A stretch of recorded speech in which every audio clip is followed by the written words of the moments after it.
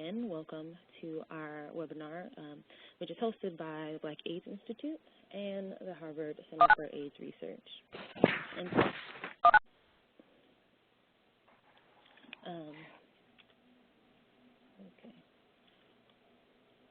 so, so first we'd like to acknowledge some of our partners and our supporters. Like I said before, our partner for this webinar is the Harvard Center for AIDS Research, and we're very grateful to be working with the Harvard CFAR again.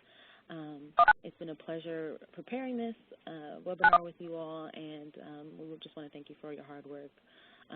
We also want to acknowledge Health HIV for their technical support. We're currently using their webinar system because we weren't expecting to have so many registrants for the webinar, and our system couldn't hold as many as we had registered. So luckily, in the nick of time, Health HIV stepped in and offered for us to use their system, and so we're very grateful for their support. Okay. So the host organizations for this webinar are, as I mentioned, the Black AIDS Institute. We are the only national HIV/AIDS think tank that focuses exclusively on Black people, and our mission is to stop the AIDS pandemic in Black communities by engaging and mobilizing Black institutions and individuals in effort to confront and combat HIV. We do this by interpreting public and private sector HIV policies, conducting training and offering technical assistance, as well as disseminating information and providing advocacy mobilization from a uniquely and unapologetically Black point of view.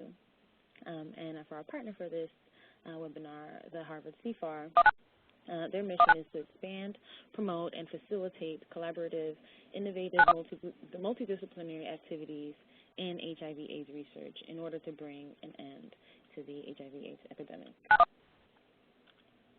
And so now I'm going to pass it over to Wanda Allen, who will be introducing our moderator. Thank you so much, Rebecca. I truly appreciate this opportunity to participate on this webinar. And Harvard University Center for AIDS Research, we are honored to be a co-sponsor with the Black AIDS Institute for this timely and critically important webinar. And just to give you a little bit information about what we do, I currently work in the programs of community education engagement programs, and we focus on primarily HIV program strategic planning related to community provider education, community engagement, and outreach activities that address HIV care, prevention, and research, including HIV biomedical interventions, as well as access to HIV clinical trials and clinical research. This involves establishing collaborative relationships and local and national partners. In addition, we propose to initiate a health equity working group led by Drs. David Williams, Tony Earls, and Laura Bogart, because Harvard CFAR is truly committed to addressing HIV health disparities, especially among people of African descent. So it gives me great honor and a privilege to actually introduce you to our moderator for this afternoon, Dr. Peterson. Dr. James Peterson is currently an assistant research professor at the Department of Epidemiology, Biostatistics, and the School of Public Health and Health Services at George Washington University. Dr. Peterson has more than 25 years of professional experience in the areas of public health and human services, encompassing a range of activities in project and qualitative health research, administration, management, clinical supervision, community-based research, teaching and training, and program implementation and evaluation. He's held positions that allowed opportunity to engage diverse, marginalized populations associated with needed programs such as substance treatment, HIV prevention and care, criminal justice reentry services, as well as corrections and related fields. And I encourage you, the attendees for this webinar, you should have received a flyer with a link. And the link, if you click on the link, it will display all the bios. So I really encourage you to read the bios of our panelists as well as our moderator. So at this particular time, please join me in welcoming Dr. Peterson. Thank you, Wanda, for such a flattering introduction. Good afternoon. Again, I'm James Peterson, and it's my pleasure and honor to serve as your moderator for this important webinar today. And thank everyone who is participating and here to participate in this webinar.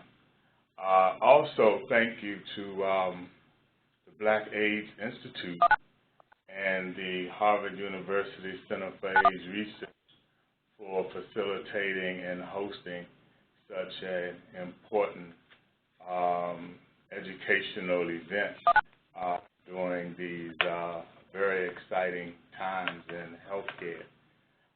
And as one of my first responsibilities is to introduce the speakers for today. And we do have three very exciting speakers. And I will, and by way of the agenda, I will introduce each of the speakers so that once the presentation starts, each of the speakers can go successively for the sake of time. And the first speaker will be Dr. Jennifer Cates. And Dr. Cates is the Vice President and Director of the Global Health and HIV Policy at the Kaiser Foundation. She oversees the Foundation policy analysis and research focused on U.S. government role in global health and the global and domestic HIV epidemics. Widely regarded as an expert in the field, she regularly publishes and presents on global health issues and is particularly known for her work analyzing donor government investments in global health, assessing and mapping the U.S. government's global health architect programs and funding, and tracking key trends in the HIV epidemic, an area she has been working on for more than 20 years. And Dr. Cates' presentation is entitled The Affordable Care Act and HIV, What Are the Implications? Next speaker will be Dr. Amy Killalea, and Dr. Killalea is the Senior Manager with the National Alliance of State and Territorial Directors and their National Care Access Program. And Dr. Cates joined NASDAQ in 2012. Prior to that, she worked as a senior fellow in the Harvard Law School Center for Health, Law and Policy, Innovation, and Treatment Access Expansion Project. Her work includes federal health care reform implementation, Medicaid policy analysis and advocacy, as well as state law and policy initiatives focused on removing state barriers to access to care for low-income people with HIV. And Dr. Killalea will be, her presentation is entitled What the Affordable Care Act Means for HIV Prevention, Care, and Treatment. And then our next presenter of the day is Dr. Deborah Parham Hobson. And Dr. Hobson is the Senior Advisor for HIV Policy at the Health Resources and Services Administration. Senior Advisor, Dr. Parham Hobson, provides expert guidance on initiatives involving national and international HIV/AIDS policies. Prior to assuming this position in February of 2013, Dr. Hobson served as the Associate Administrator of the HIV/AIDS Bureau for 11 years. As the Associate Administrator for the HIV/AIDS Bureau, Dr. Parham Hobson was responsible for managing over $2.4 billion programs authorized under the Ryan White chair of Ryan White HIV/AIDS program. And the title of Dr. Parham Hobson's presentation will be the Affordable Care Act and the Ryan White HIV/AIDS program. And so, without any further ado, please join me in welcoming Dr. Jennifer Cakes to begin the presentation. Thank you very much for the introduction, and hello to everybody. I wanted to start by thanking the Black AIDS Institute and Harvard for asking me to be part of this, and actually for convening this, because this is such a critical time to be sharing information on the Affordable Care Act. And I'm very excited to see how many people have joined already to be part of this. I think that's a sign that we all are turning to this, or have been turning to this, and there's a lot to know. And so I just want to preface my remarks, and actually also I'm very excited to be here with my two other presenters, because they're also terrific on this issue. But I'll just preface my remarks by saying that this is a very complex world we're all entering into, and I believe that there's so many people on the phone and listening because there's a lot of information that we need to filter to try to understand, and we also hasn't really unfolded and been fully implemented yet. So we're in a changing environment that hasn't quite changed yet, and we're all trying to unpack it and understand what it means for people and for providers and programs. So what I'm going to do first is do an overview of some of the very broadly speaking key aspects of the Affordable Care Act, what they are and what the implications might be for people with HIV, just to set a broad stage for the following presentation. So next slide.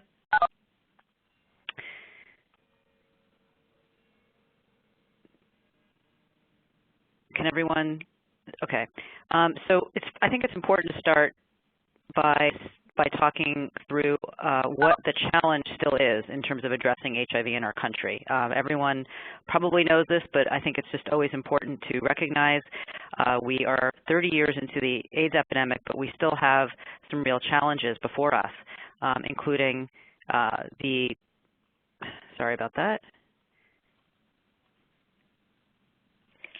Can someone forward to the next bullet on the slide? Okay, thanks. We're 30 years into the AIDS epidemic, and there's more than 1 million people living with HIV in the U.S. And one big challenge is that new infections have been stable for so long. That could be seen in some way as okay, they're not increasing, but they're not going down. I think a big challenge that is before us is that the majority of those new infections are among people of color, including 44% among Black Americans, and new infections are rising among gay and bisexual men. And these are ongoing challenges that we still have 30 years into the AIDS epidemic. We also know that people with HIV are more likely to be low income and uninsured than the U.S. population overall and have a big reliance on Medicaid. Most people with HIV today aren't on treatment, a big challenge, and we do know the power of treatment. Move on. Next slide. Just to provide some overview of trends, these are the trends in new infections in the U.S. And as you can see here, new infections rose very quickly in the 1980s, but then began to go down, largely due to community response and new programs. But what I mentioned earlier about stability of infections not continuing to decrease, you can see that really for the last couple of decades. Next slide. And here's the famous treatment cascade that everyone keeps talking about, but it's very instructive because it helps us, I think, those of us trying to figure out how to best make a difference for people with HIV, understand where we're falling short. And basically what this shows, can you click through? Is that, click forward, please? That 2/3 of people with HIV in the United States aren't even in care yet.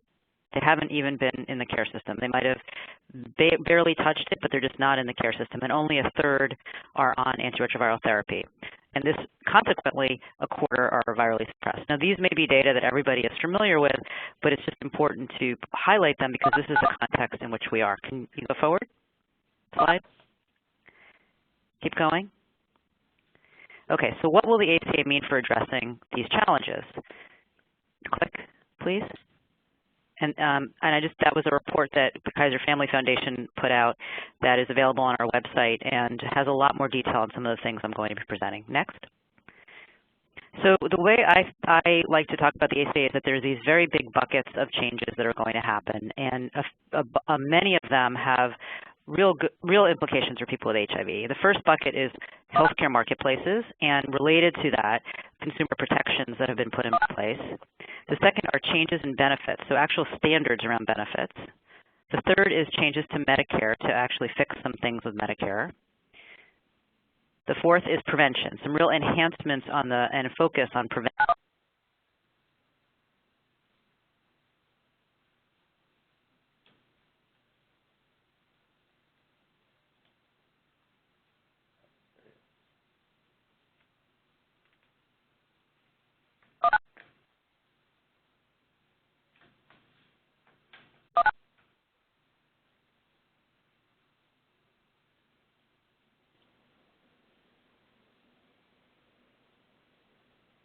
Dr. Case, are you still with us?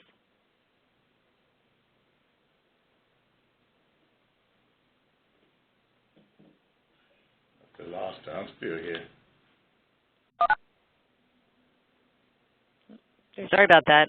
I was cut off from the call somehow, so I'm sorry about that. Prevention was the next area, and keep going, please.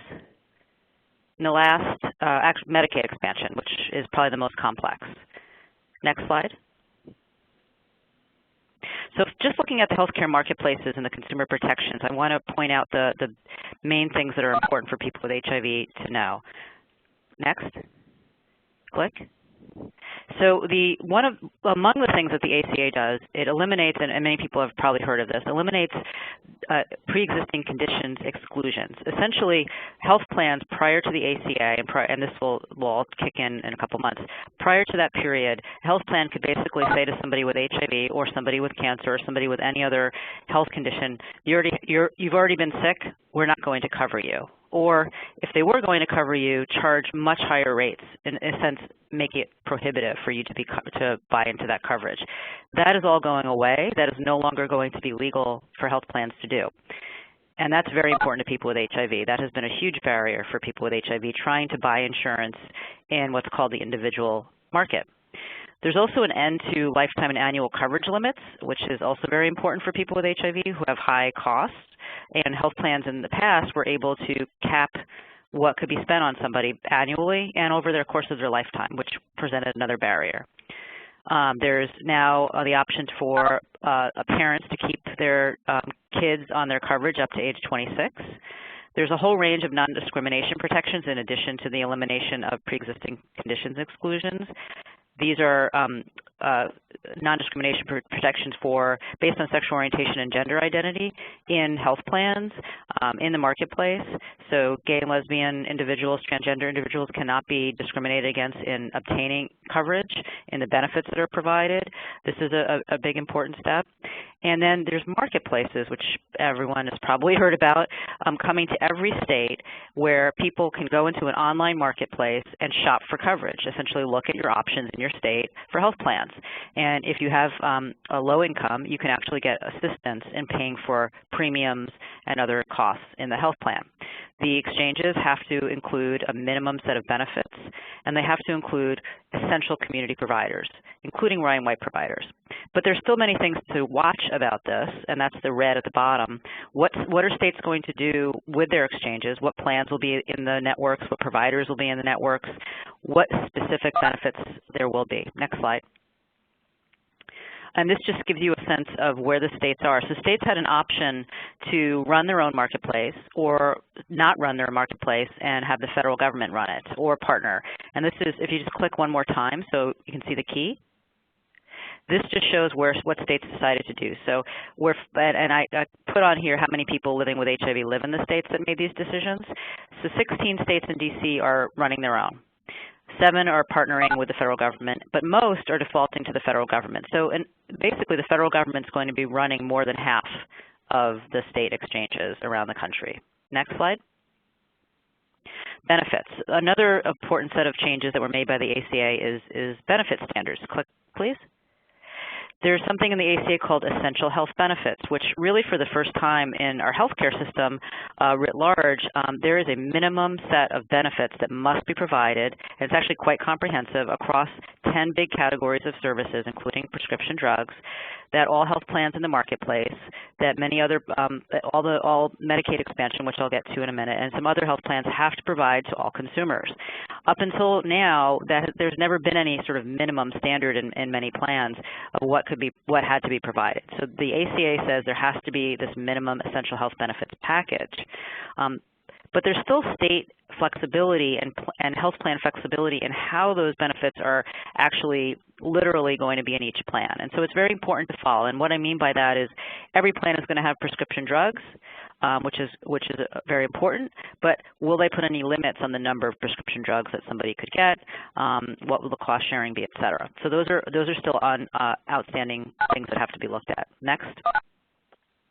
Medicare, I'll just say very quickly, there were two big changes made around Medicare that already are going forward, and they're just important for people with HIV to know about. One is prior to the ACA, there was a challenge for people with HIV who were on Medicare, who got drug coverage through Medicare, and there was something called the donut hole, which probably everyone has heard of.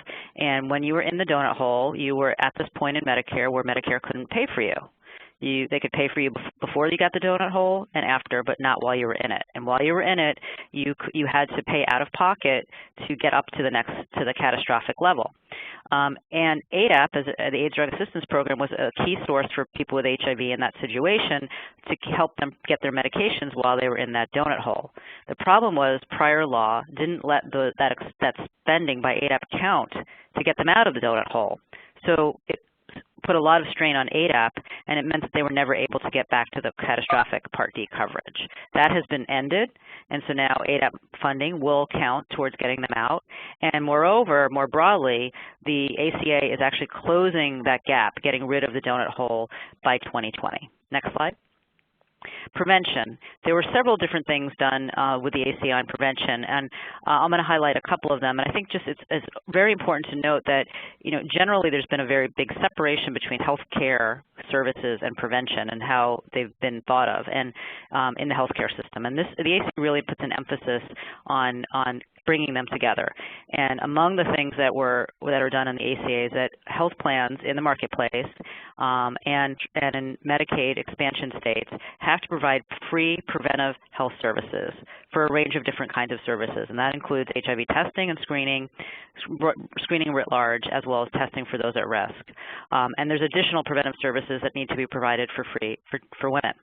So there's still things to follow in this, and I'm going to go ahead because I know I'm taking a while here. Next slide. So Medicaid expansion. This is probably the most challenging and biggest area to try to unpack. But the ACA was supposed to, the way the law was written, every state as of 2014 was going to change the way Medicaid eligibility was done. Prior to the ACA, any individual who could be eligible for Medicaid if they were very poor and met the income standards in their state, but also were eligible based on a categorical eligibility. That meant they had to be a pregnant woman, they had to be disabled, they had to fit into a category. They couldn't just be very poor and get health coverage. For people with HIV, this was a real challenge because anyone who had HIV, who was a childless adult, couldn't get Medicaid no matter how poor they were until they became very, very sick. And it presented a real catch-22 since we know that the recommendation is people with HIV should have access to care immediately. So the ACA actually broadly looked at this challenge and said, as of 2014, all states, regardless of, every state will expand its Medicaid program to provide coverage to people with incomes up to 133% of the poverty level, or it's really 138% of the poverty level, which is about close to $16,000 a year per person. That would be a big change. You would no longer have to be very sick. You would no longer have to be a pregnant woman. You no longer have to fit into a category. If you were poor enough to qualify, and that was even raised higher, you could get Medicaid. The Supreme Court decision that got widely publicized a couple years ago or a year and a half ago actually took that mandatory requirement and made it a state option. So now it's uncertain if all states will expand. And that's a challenge because right now, without Medicaid expansion, very few states provide Medicaid to childless, non-disabled adults. So people living with HIV who are not disabled due to their HIV status or other illness and are very poor and live in many states can't get Medicaid. And this will be a challenge going forward. So a big thing to follow is what happens with expansion. And the next slide should show a map. And click one more time, thanks. This just shows currently what the status is of access to Medicaid if you are a low-income adult. You don't have children, you're not disabled. You can only get full Medicaid benefits in 9 states. That's a fifth of people living with HIV. 26 states where almost half of all people living with HIV live, people cannot get coverage on Medicaid at this time. And next slide. The next slide is what states are doing on Medicaid expansion, and it's changing daily so that this is actually out of date. Just a few days ago, one of the states that is still debating what it's going to do, Pennsylvania, decided to expand. So actually there are 26 states that are moving forward, including Pennsylvania. 3 are debating what they're going to do, and 22 are not moving forward. And I just want to focus on the 22 who've said they're not moving forward for a minute. That's where 38% of people living with HIV are. Most of those states are in the South or in the middle part of the country. And those are parts of the country that already have challenges in terms of access to care and services. So this is going to be a big challenge to watch going forward and will be so important for what Ryan White can do, and we'll hear more about that later.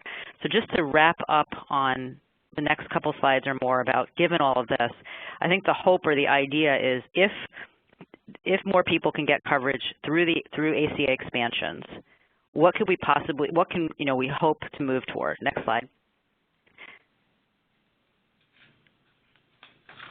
Next, I think this is the goal, right? This is an aspirational goal. I don't think we'll ever quite necessarily get this high, but the idea is that the first bar, that everyone who's infected with HIV should ultimately be virally suppressed as much as possible and on treatment in this country. And the hope is that expanded coverage can bring those bars up further, but there's going to be challenges doing so. And then just not to forget the other piece of this, new infections on the next slide.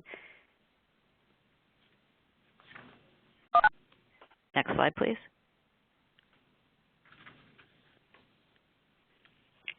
I think we're stuck on figure 15. The next slide is, I'll just tell you, it's just the new, here it is. It's the reducing new infections, and you can click through and just, I think the goal here is we don't want to be at the same number of new infections each year. We want to bring that down. And so this, when you see the graph, it will show that coming down as a goal, if it comes through. If not, trust me, that's what it shows, and I can wrap it up there. So I know this was a lot of information, and I'm already seeing a couple of questions coming through on the Q&A, and I know we'll have a lot of time to get to those, and I look forward to being able to have a dialogue with everyone on the phone. Thank you. Excuse me for the interruption, just one brief announcement. Please feel free to submit your questions in the Q&A box throughout the presentations. And sorry for the interruption.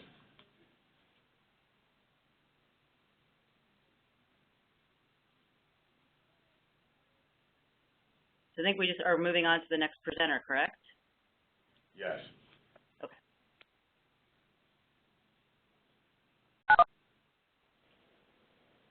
Dr. Killalay? Sure. Hello. Good afternoon, everyone.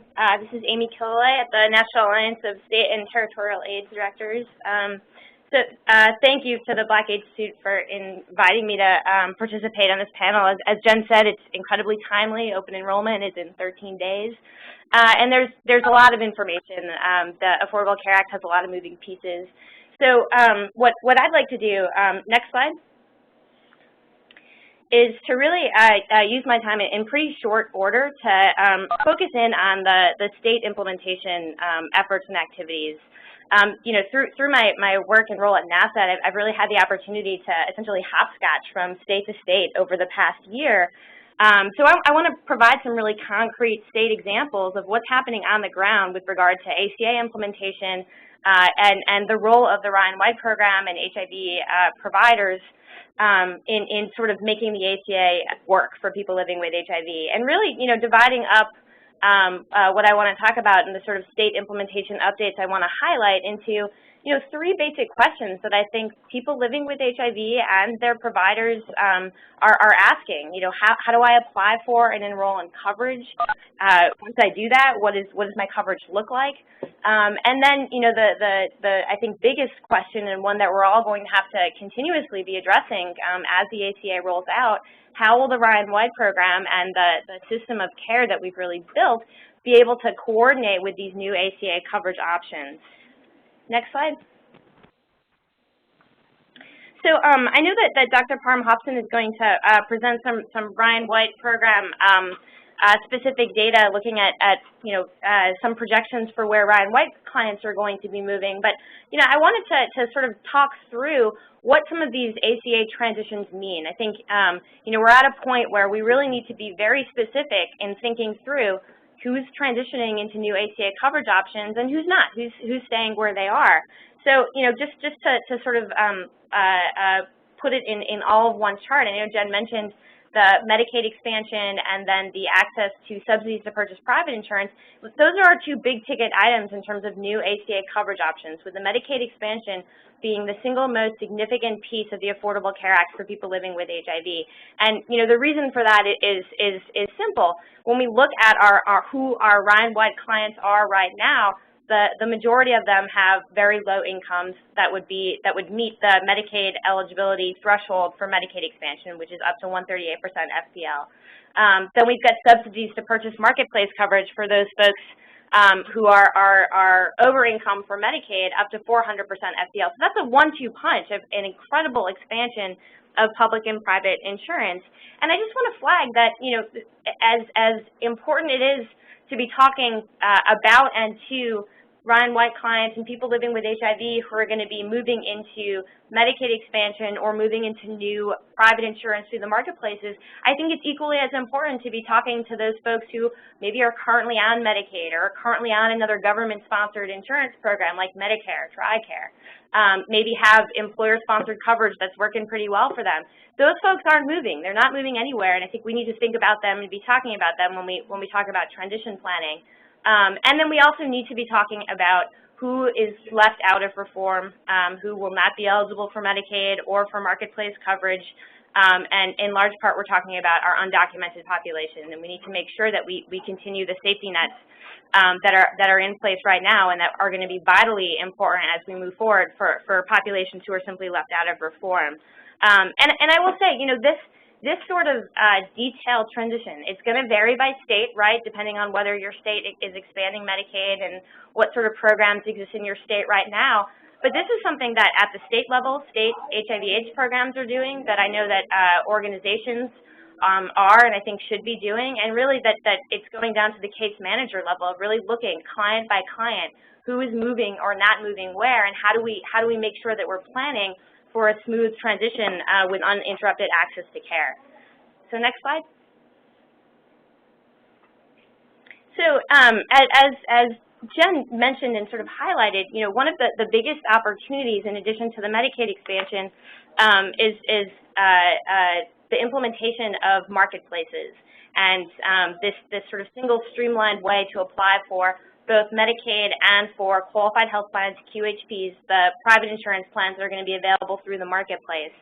So, I wanted to give folks an idea of sort of what this looks like, because I think it's really easy to get sort of caught in the abstract, wording of an exchange or a marketplace.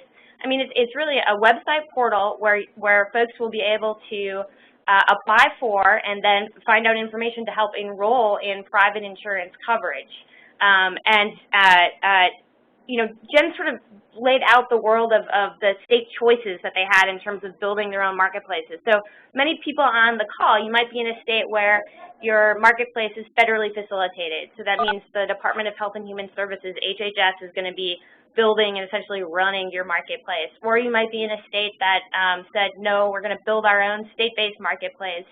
And to be sure, there's going to be differences between those those options.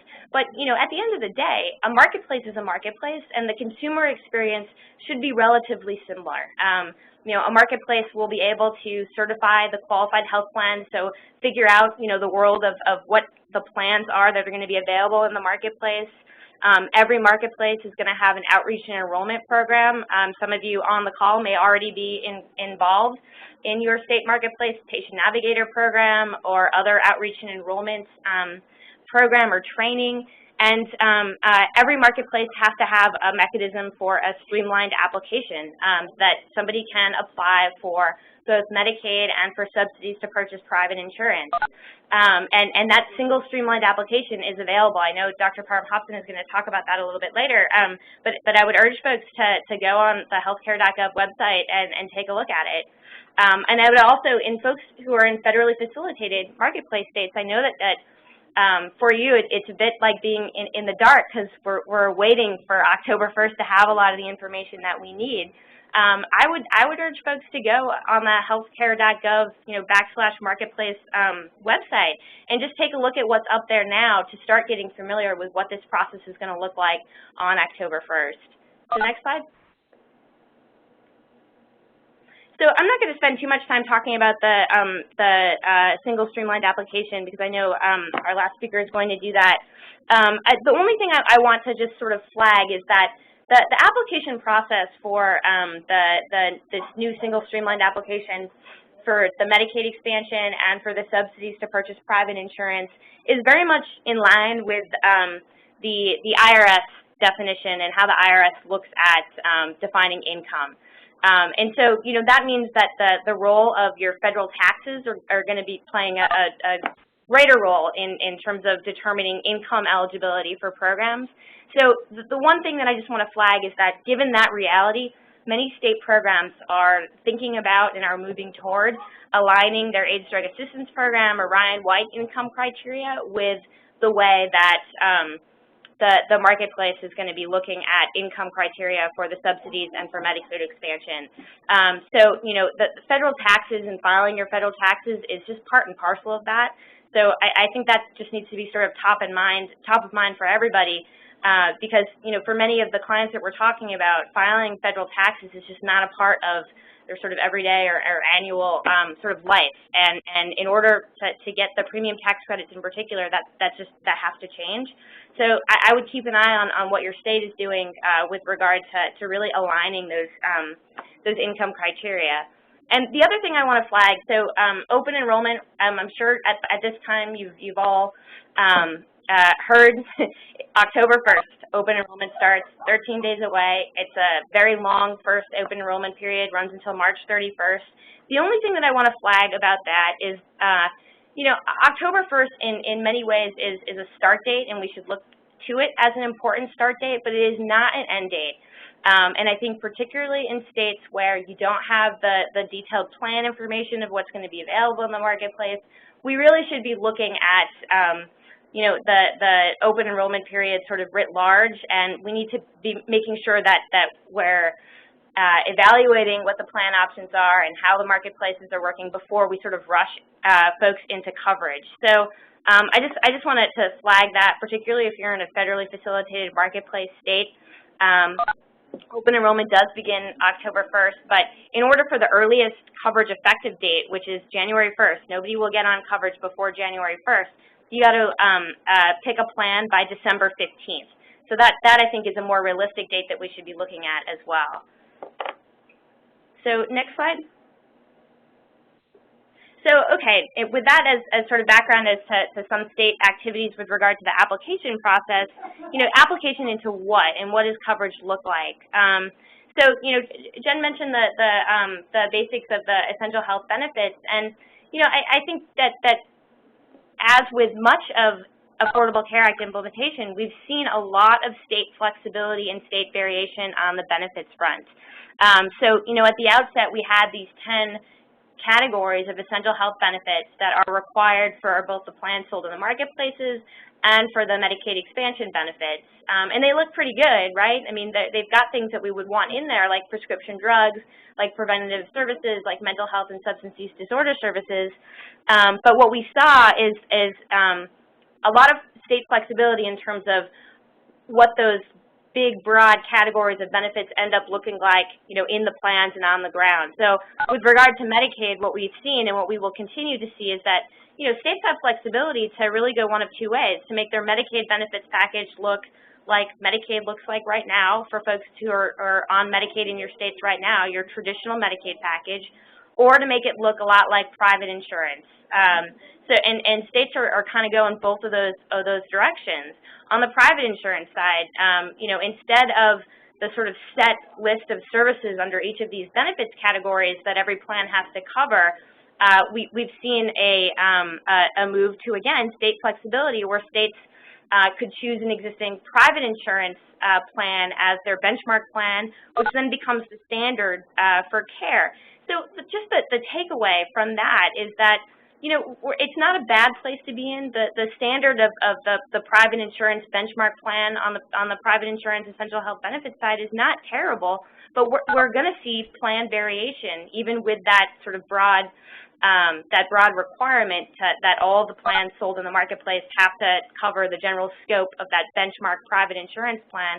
We're going to see plan by plan variation, and that means that Ryan White case managers, outreach and enrollment benefits counselors, and people living with HIV are really going to have to sort of wend their way through the different plan options to figure out the plan that makes the most sense for them.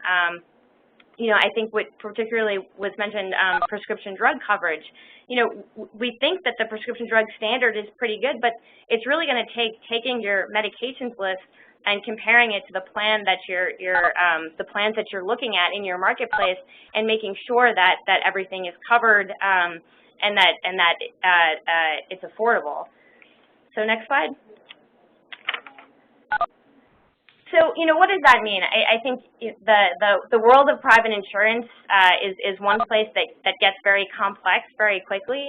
So just to break it down to the three things that I think are going to be most important in terms of identifying plans and benefits that really are able to meet the care and treatment needs of people living with HIV. I mean, it's the trifecta of provider network. Is your provider on the plan's network? Prescription drugs, and how much does the plan cost?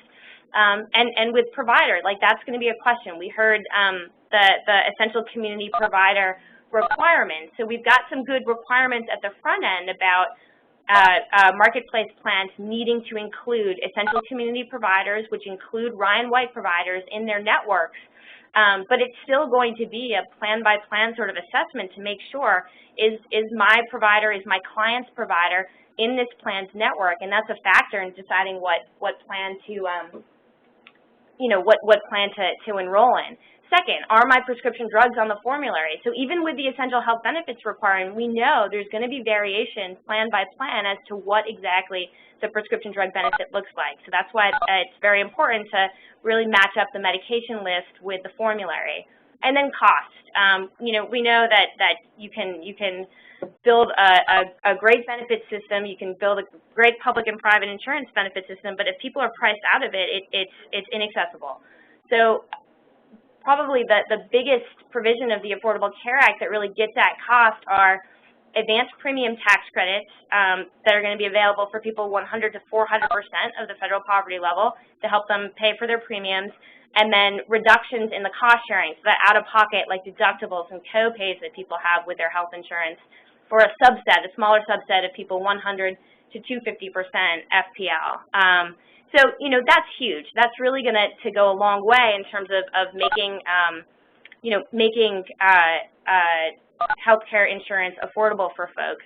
And I will say, we talked about the evolving situation of Medicaid expansion, and I want to highlight, the gap that we're really worried about. Because really, it's the gap of people under 100% FPL who, if your state's not expanding Medicaid and you don't qualify under traditional Medicaid rules, you will not have access to Medicaid. You also don't have access to these premium tax credits and cost sharing reductions. So, that's obviously our poorest, sort of most vulnerable population, and I know that many of you are in states for whom this is going to be a really big issue.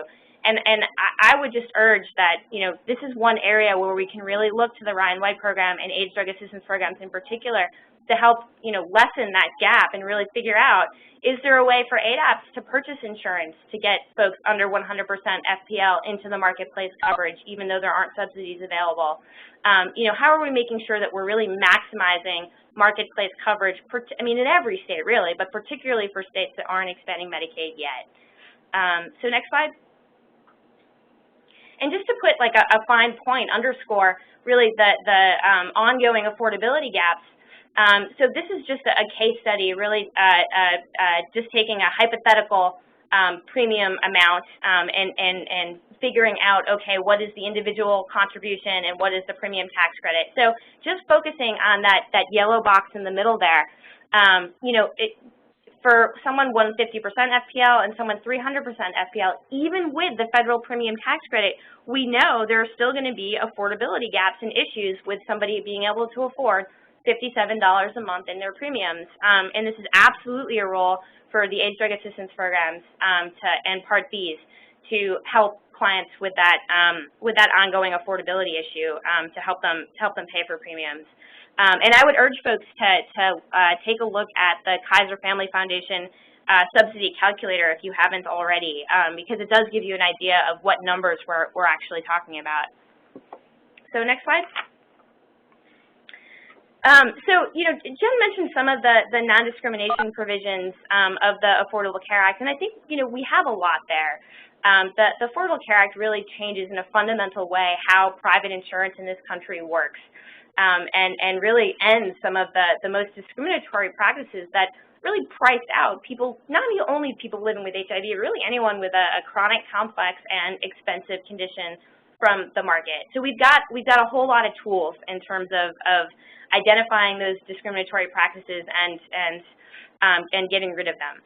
But the thing is, non-discrimination provisions are really only as strong as their enforcement mechanisms.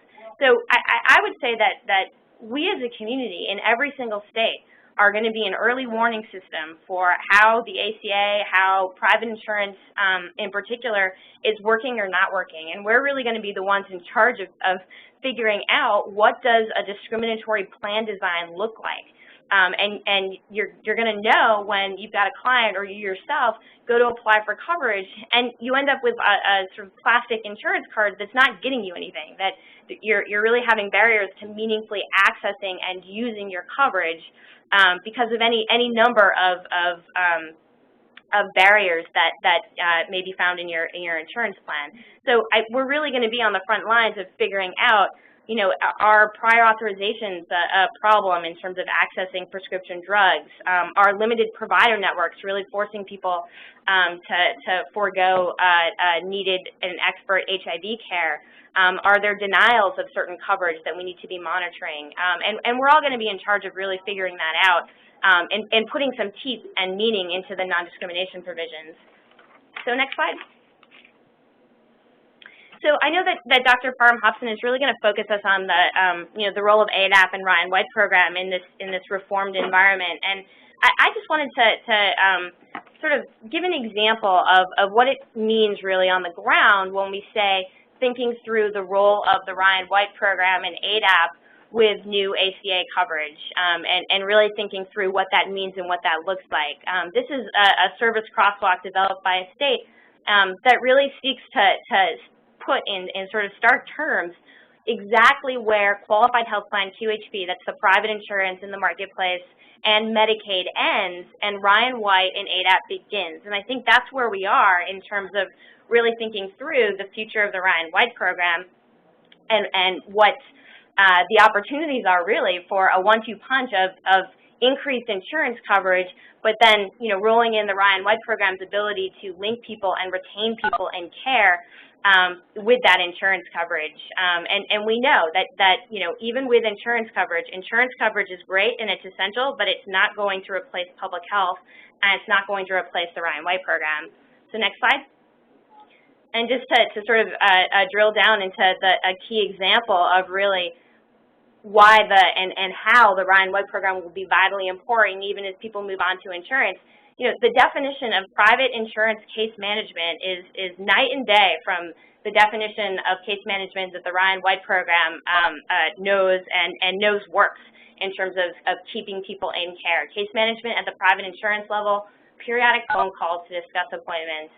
That is nothing like the targeted treatment adherence counseling and other sort of provision and assistance with linking folks up to other important and vital services that the Ryan White program defines as medical and non-medical case management. That is just one example. I think we could probably find many. And I think that's really going to be the role in states. It's already happening in states in terms of being very very targeted about and detailed about exactly where insurance stops and the Ryan White program and ADAP picks up. So I will end there and go on to our next speaker to talk more in detail about the Ryan White program and ADAP. The next speaker is Dr. Deborah Parham Hobson. Yes, thank you, and good afternoon, everyone. I am pleased to be with you here today to discuss the Affordable Care Act and the impact on the Ryan White HIV/AIDS program. First, I'd like to thank the Black AIDS Institute and the Harvard Center for AIDS Research for hosting this very timely webinar, and I also like to thank my co-presenters. I want to acknowledge up front that I know some of you have expressed concerns that the Ryan White program is going away, since many people will be covered under the Affordable Care Act. Let me assure you that that is not the case. The Ryan White program is not going away. While many people living with HIV will be eligible for Affordable Care Act coverage, as has been described by previous speakers, there will remain a role for the Ryan White program even with full implementation of the Affordable Care Act. Next slide, please.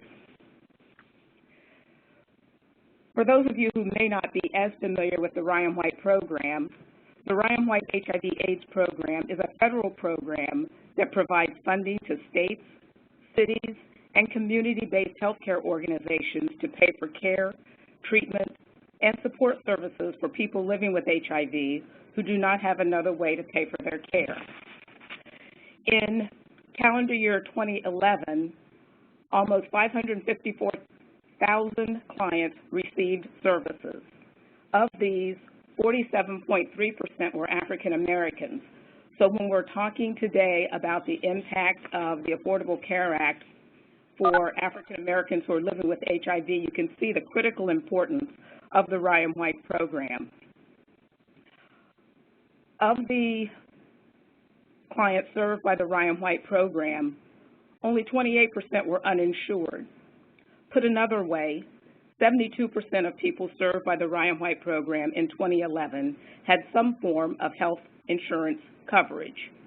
However, that picture is very different when you look at people living with HIV/AIDS who access services through the AIDS Drug Assistance Program that you heard Amy talking about in the previous presentation. ADAP is a part of the Ryan White program. NASDAD, the National Alliance of State and Territorial AIDS Directors, conducted a survey and received viable data from 29 states. From those data, they estimated that 65% of those on ADAP were uninsured in 2012. When we look at income, 90% of Ryan White clients were at or below 200% of poverty in 2011. Next slide. So we conclude that most Ryan White patients have insurance coverage, and most meet the income threshold for Medicaid in states where Medicaid is expanding. Next slide.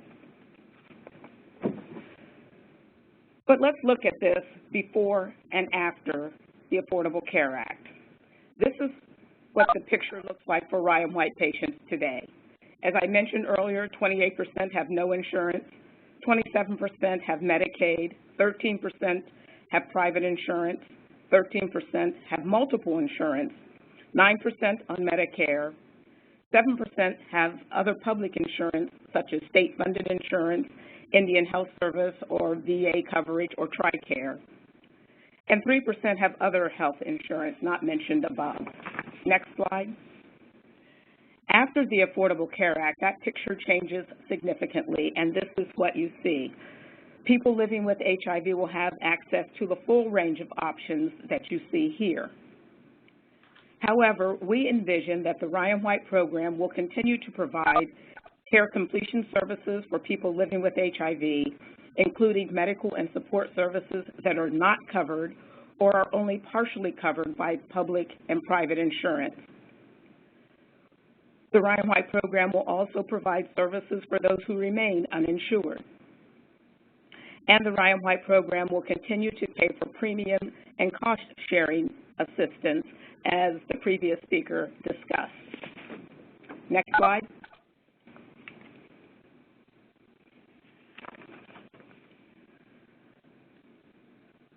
You heard one of the speakers mention earlier about the Ryan White program being the payer of last resort, and that is true. The Ryan White legislation is very clear that other payers must pay first, and the Ryan White program is the payer of last resort.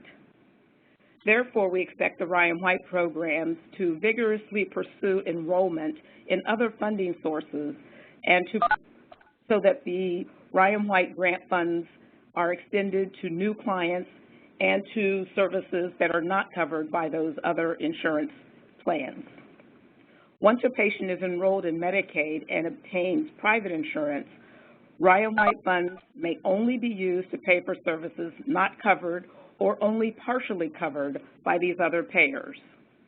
I invite you to review the policy clarification notices referenced here for further information about these requirements, and I will also put up a website under resources as my last slide.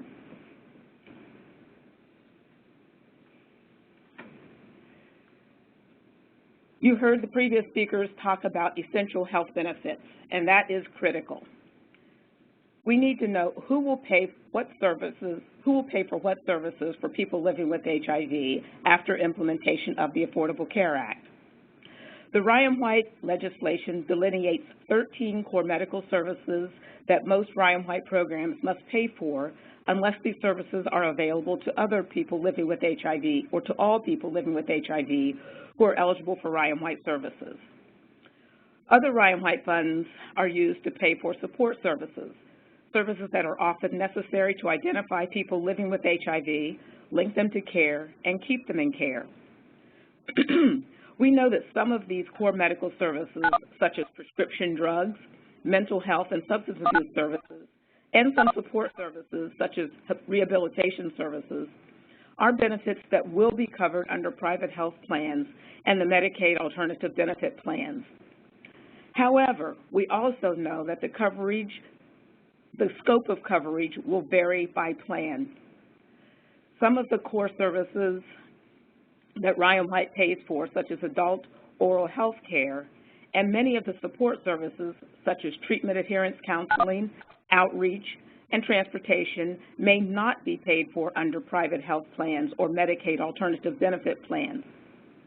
We in HRSA are working with the Ryan White programs to assure that they understand the different benefit packages across private health plans and Medicaid alternative benefit plans so that they can help people living with HIV identify and enroll in health coverage that best meets the individual HIV care needs. And please don't forget what I said earlier. Ryan White funds may be used to pay for items or services not covered or only partially covered by Medicaid or the client's private health insurance plan. Next slide. Now, you heard Amy talk a lot about the AIDS Drug Assistance Program, but what I will say is, as the name implies, ADAP, which is a part of the Ryan White program, ADAP is used to pay for medications to treat HIV infection and to prevent or treat opportunistic infections for people living with HIV. However, ADAP funds may also be used to pay for health insurance co-payments, deductibles, and premiums to purchase or maintain health insurance coverage. So we see here that there is a real opportunity to use ADAP funds to pay for some of the health plans that are newly available to people living with HIV under the Affordable Care Act.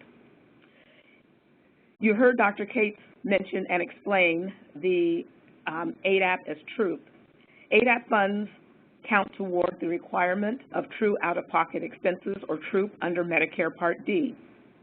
Once the client's out-of-pocket requirement is met, Medicare Part D assumes the rest of the cost.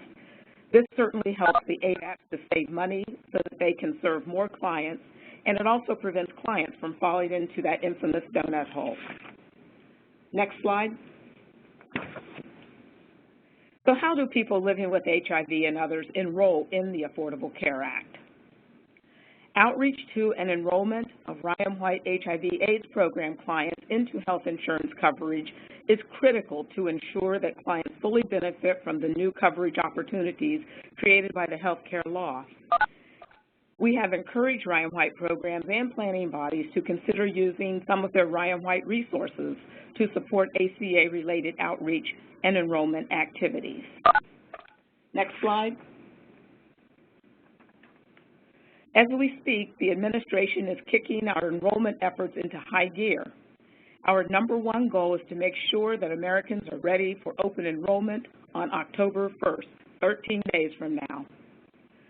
For the very first time, individuals will be able to create an account, fill out an online application, get an immediate determination on what financial assistance they qualify for, and then shop for private insurance, comparing plans side by side with facts about price before they have to make a choice. This slide gives you a visual sense of what the process will look like and how much it is improved from the status quo. Next slide. Next. Thank you. I want to spend a bit of time here explaining more in detail about how to get help. Assistance is available throughout the enrollment process. If consumers have questions or need help applying, there are several resources that will be available, including a toll-free call center and the healthcare.gov website with plan comparison tools. There are also several in-person assistance programs to help consumers enroll and use health insurance.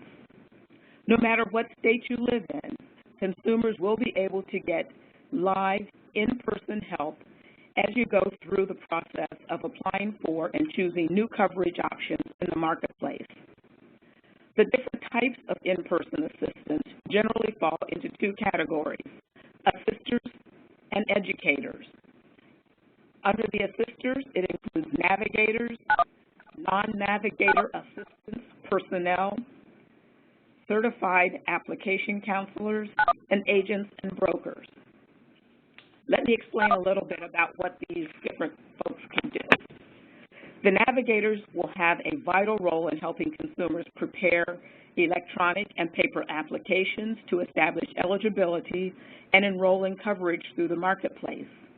This includes steps to help consumers find out if they qualify for insurance affordability programs, including a premium tax credit, cost-sharing reductions, Medicaid, and the Children's Health Insurance Program, and if they're eligible to get enrolled. Navigators will not be enrolling consumers into health plans, and they are not allowed to choose a plan on behalf of a consumer. Navigators are neutral and impartial entities who will be required to show consumers all possible health insurance plan options for which they are eligible. Navigators will also provide outreach and education to consumers to raise awareness about the marketplace and will refer consumers to ombudsmen and other consumer assistance programs when necessary.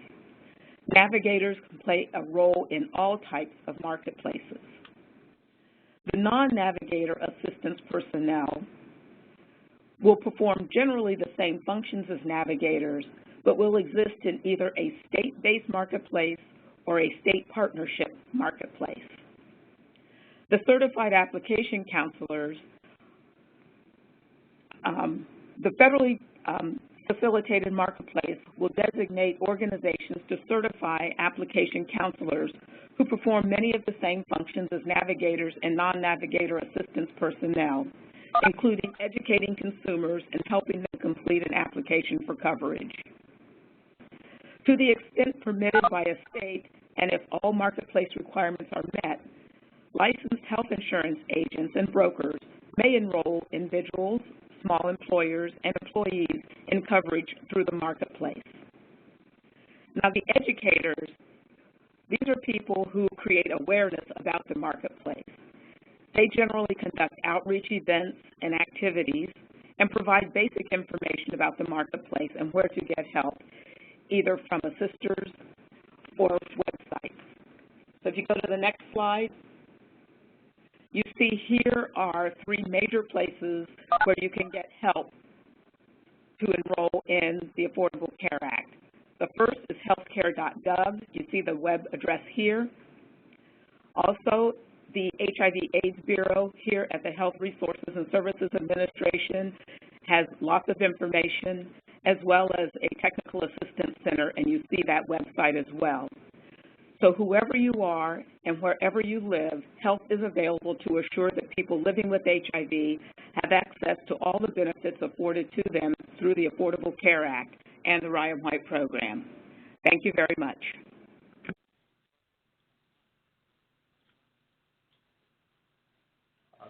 Thank you, Dr. Cates, Dr. Hillelay, and Dr. Parham Hobson for your presentations and bringing our knowledge and awareness up around the Affordable Care Act in African American communities.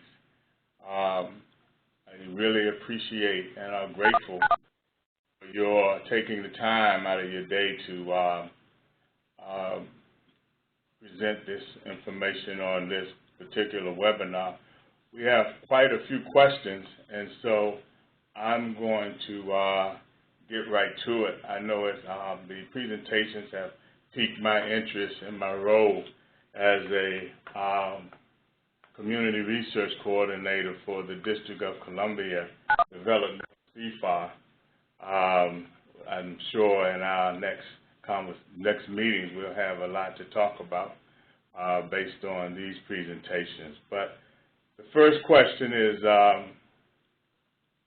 what happens to the homeless people with no money and also the individuals coming out of prison? This is Dr. Parham Hobson. The Ryan White program traditionally does serve people who do not have any other way to pay for their HIV care. So people who are homeless, people who are coming out of prisons and reentering their communities, they are eligible for services under the Ryan White HIV/AIDS program if they do not have any other way to pay for their care. Thank you. Do you anticipate that people will move to states that will cover better? This is Amy. I think that question was directed at Dr. Cates, or? Oh, I'm sorry, sure. I don't know who it. Dr. Killalay? Yeah. Go ahead, Amy. Sure. So just to take a stab at that, you know, I think that we need to wait to see all the plan information and really how that rolls out. We just don't have the information we need to figure out what the disparities in the scope of benefits may or may not be between states. I mean, we've got a pretty good set of requirements in the Affordable Care Act. The essential health benefits is not everything we wanted it to be, but it's something. And the non-discrimination requirements are maybe not everything we wanted them to be, but again, it's a really big step. So, you know, I think we just need to wait to see the plans come out to really tell if there's going to be wild variation between the states with regard to benefits covered. And you know, I think we'll know shortly after October 1st. We'll have that information. Yeah. And just to add, a study that we did at the Kaiser Family Foundation looking at the costs across the states in the marketplace for states that had published that information or we were able to get it, found other than a couple of states, there was very little variation, and it was lower than was estimated that the cost to the consumer would actually be. So I just echo what Amy said. We don't yet know, but that's something to definitely pay attention to. Thank you for your responses. Moving on to the next question that was posed by the listeners. For people living with HIV/AIDS and are eligible to participate in clinical trial, would standard of care aspects of these trials be covered by this new expansion? And I believe that was directed to Dr. Killalay. Sure, this is Amy. I am not a doctor. I'll leave that title to my esteemed colleagues. But I can take a stab at answering that. So the ACA, I'm not sure exactly what the question is getting at. The ACA doesn't require coverage of clinical trials, but a new protection for folks enrolled in clinical trials that the ACA brings about is that if you're in an approved clinical trial, your plan can't deny coverage for related services or for your sort of routine patient costs that is covered for everybody else on the plan. So you can't essentially be discriminated against because you decided to enroll in a clinical trial. You get the same other coverage that's covered by your plan. Now, that's not to say that the clinical trial itself would be covered by your plan. That's a different question. But there were more protections for folks who are enrolled in a private insurance plan who are also enrolled in a clinical trial through the ACA.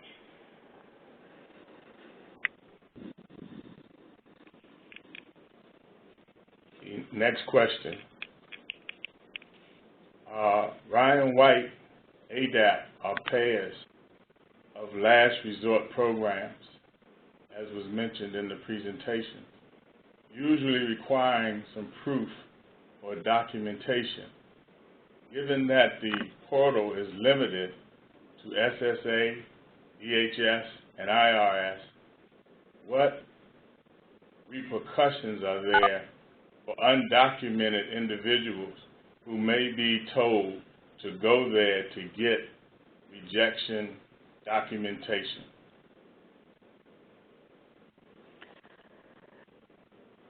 The Ryan White program is the payer of last resort.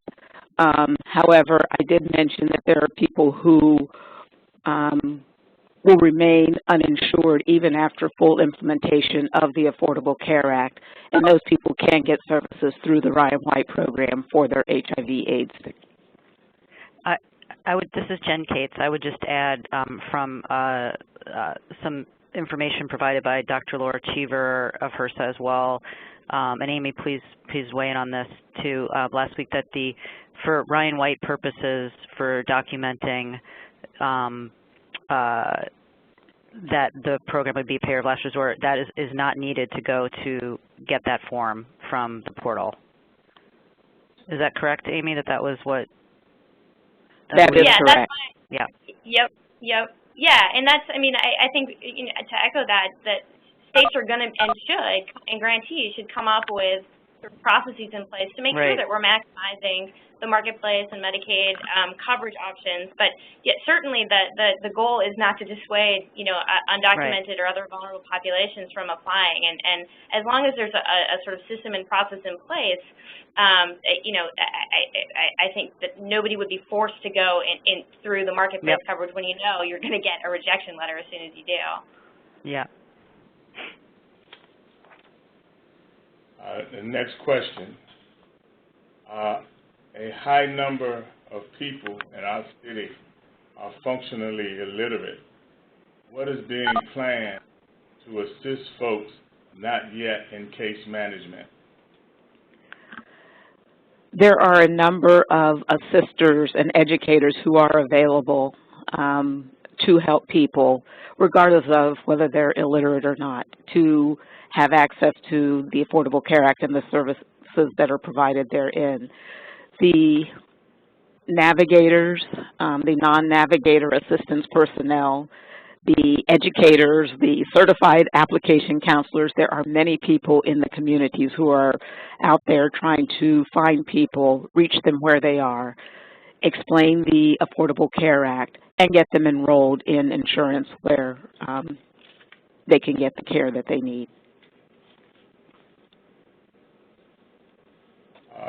An interesting one. The next question. How do people with no access to no easy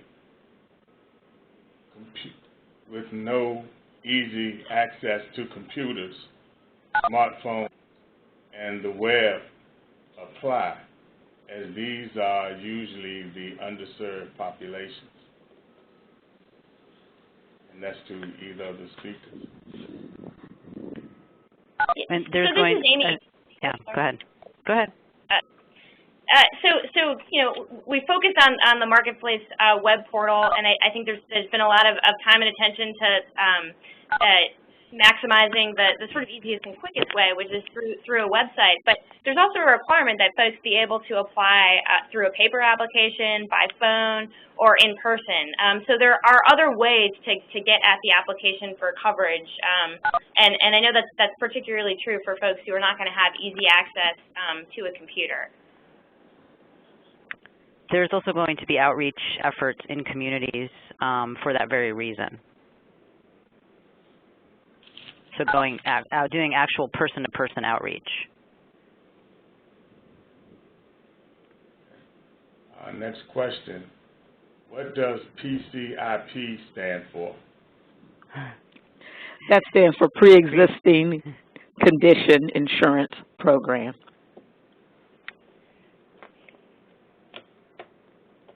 Yeah, and just that was the sort of stopgap, the high-risk pool that went into effect in 2010, I believe, and allowed people with pre-existing conditions to get access to insurance before 2014, when the major ACA insurance expansions go into effect. So the pre-existing condition insurance plans are closing in every state December 31st. So if you know of people who are on those plans, they've probably already gotten correspondence from either their state or the federal government, and that's one population who will be transitioning from right now their PCIP coverage to new coverage options. Thank you for your responses. For states like Florida, where navigators are denied the ability to operate in state or county facilities, how will this impact the requirement to rigorously enroll individuals into the market? And that's either of the presenters also. Sure. So this is Amy. I can start. There's no easy answer to that question. There are several states who are very much opposed politically to the Affordable Care Act, and there are barriers in those states to full implementation of the law. You know, Florida, we saw the most recent actions on the part of the executive office to really make the outreach and enrollment efforts a lot more difficult in that state.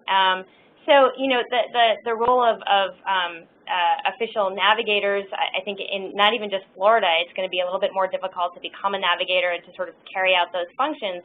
But, you know, I will say outside of being an official navigator, outside of even working for state government, there's still a role for, you know, case managers, for folks, outreach and enrollment workers, to be doing that sort of on-the-ground education of clients and directing people to resources. Enroll America, which is it's a non-governmental organization, it's a private entity, has been doing a lot of work in Florida. If folks are not familiar with them, I would look them up. It's enrollamerica.org. So I think there's just going to be we're going to have to be creative, and we're going to have to use sort of other resources and all of the resources that we can to make sure the word is getting out and that people are applying for and enrolling in marketplace coverage. But yeah, I mean, it's going to be challenging. Yep, I would just agree with that. That it's a barrier to getting people enrolled. I also think time will allow us for these last three questions. Excuse me. What happens to dental care outside of Ryan White coverage under the Affordable Care Act? This is Jen Cates. I'll just start. That's a very good question. In the marketplaces that will be in every state, the 10 essential health benefits did not include dental care. So dental care is not required to be provided by the health plans in the market. I think it really remains to be seen how many will provide dental care and dental coverage. It's not a given that they won't, and some of that information is already available. So that will be an important thing to look at. But it is a challenge potentially to watch, and that's a very important role for Ryan White for people with HIV. So if a person with HIV is eligible for the marketplace and even for subsidies in the marketplace but is not able to get affordable dental care, that's where Ryan White would be very, very important. I agree with that. I don't have anything to add. Thank you. Will consumers have a choice having Ryan White pay for services or signing up in the marketplace? Some consumers may not want to go through the process. Yeah, I understand that some consumers may not want to go through the process, but the Ryan White program is the payer of last resort. And so people living with HIV who are accessing care in the Ryan White program, the program will look to see if you're eligible for other insurance under the Affordable Care Act. And if the answer is yes, then you will have to enroll in that other insurance. And then the Ryan White program can cover services that are not covered by the insurance that you enroll in. The Ryan White program must certify that you're eligible for Ryan White services every 6 months. And we have encouraged the Ryan White program to make sure that one of those certification dates falls within the open enrollment period for the health insurance plans. So the answer is yes, you do. If you are eligible, you do need to enroll in the other insurance plans, and then the Ryan White program will do care completion or cover services that are not available under the plan in which you enroll.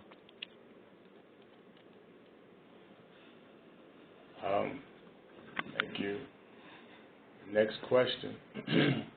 What will be the transition for those who have private, individual, parenthetical, not employer-based insurance, but who are under the 400% threshold? Will they need to enroll in an exchange to benefit from tax subsidies? Yes. Yeah. Yeah. Oh, that's for Amy. That's for you, Amy. Go ahead. Sure. Yeah, for the folks who right now are paying for an individual plan, you're in a guaranteed issue state or a state that doesn't have a pre-existing condition exclusion,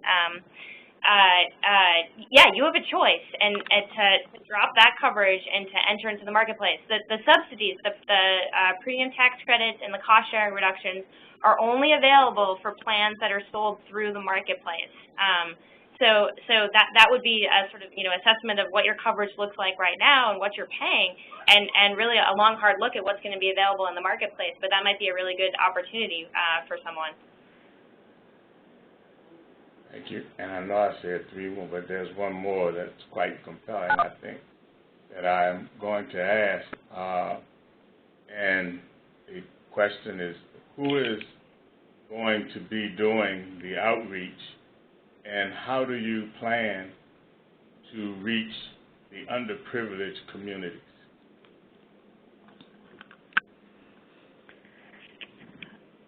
I'll start. This is Jen Cates. I mean, that's such a critical question because there's going to be a lot of people who are eligible for new health insurance coverage, but making sure they get the information and can get enrolled is going to be very important.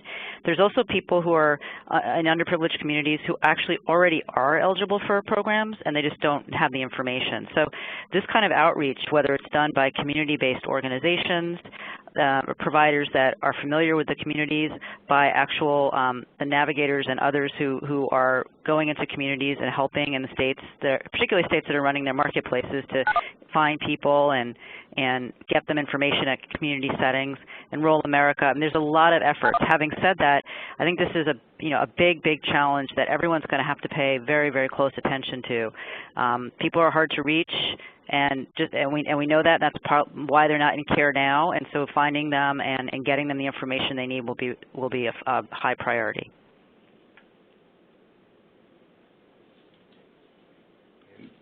Indeed. And I think we've come to that hour, and we will end the webinar. However, I just wanted to ask if any of the presenters had any closing comment or comments at this point.